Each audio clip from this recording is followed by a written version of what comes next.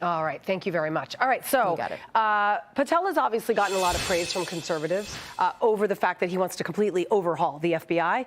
And that's going to be possibly an issue, I don't know, when it comes to Senate confirmation hearings, because the whole MAGA enforcement, I guess, if you will, hasn't really necessarily helped in the past when it comes to Senate confirmation hearings. How do you think this Senate confirmation process is going to go when it comes to Patel? Well, I think Donald Trump deserves to have the people surrounding him. I mean, I think there are going to be some weak-kneed Republicans. We've already seen Senator Mike Rounds come out and say that Christopher Wray is a very good guy. By the way, Mike Rounds is a senator in South Dakota, a state that Donald Trump won with over 63% of the vote. So if you want to primary someone, look at him for 2026. Also, Christopher Wray is not a good guy, right? I love this laughable talking point now that somehow the FBI shouldn't be engaged in the weaponization of government or should be some sort of apolitical body. When's the last time it's been? Right? Well, look at the things that Christopher Wray has done. First of all, Christopher Wray personally targeted Kash Patel.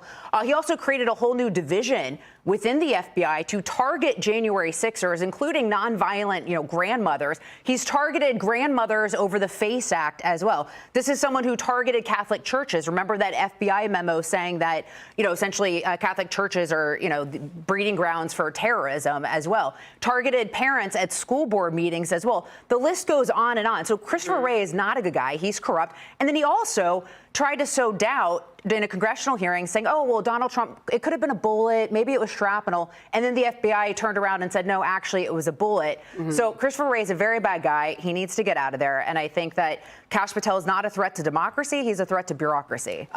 It's interesting to watch the mainstream media react to all of his confirmation picks, but this one in particular, obviously everybody's freaking out about. A CNN senior reporter said this: Kash Patel would be an agent of the president's-elect's retribution agenda, and then goes on to say, this is my favorite part, presidents don't do this coming in because of the fact that the FBI is supposed to be apolitical.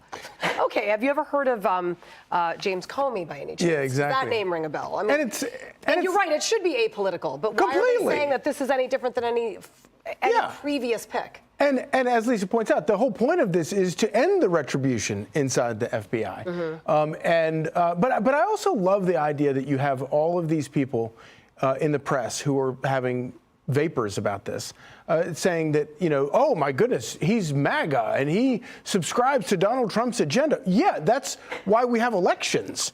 The whole point of the election is so that we elect a president who gets to hire people who share his worldview. And it's not like Donald Trump just started talking about this in the last 10 minutes. We've been hearing about this for years, and especially over the past year during the campaign, we've heard Donald Trump talking about this issue of weaponization inside of DOJ, inside the FBI, and his desire to clean it out. And so we had the election. He won with those arguments. So, surprise, surprise, that's exactly what's going to happen. Right.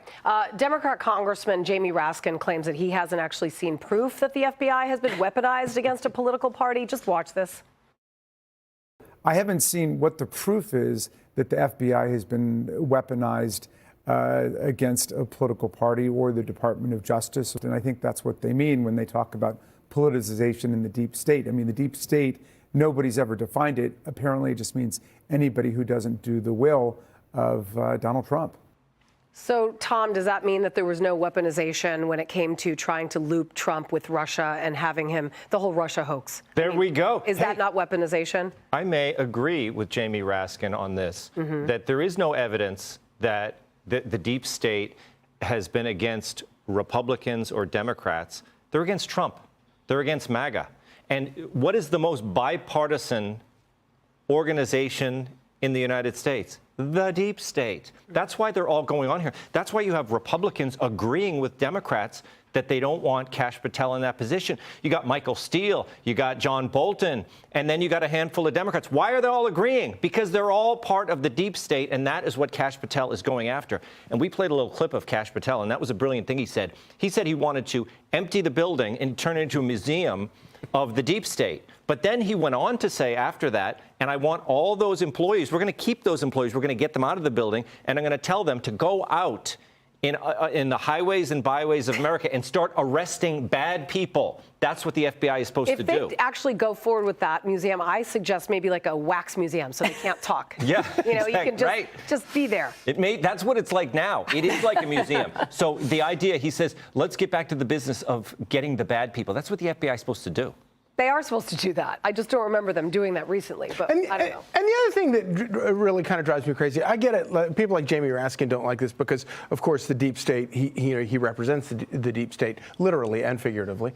But members of the press, you're supposed to be like questioning the government, and they're just shocked at the idea that someone would be suspicious that the government is up to no good. That's the whole point of being a reporter in the first place. Right. You're supposed to hold, accountable people in power, but they don't care. And part of the reason Kash has drawn ire from people like Christopher Wray was because he was one of the authors of the Nunes memo that the House Intelligence Committee put out in 2018, calling, foul on the FBI and the Department of Justice weaponization against Carter Page. All right, we got to move on. Hey, Sean Hannity here. Hey, click here to subscribe to Fox News YouTube page and catch our hottest interviews and most compelling analysis. You will not get it anywhere else.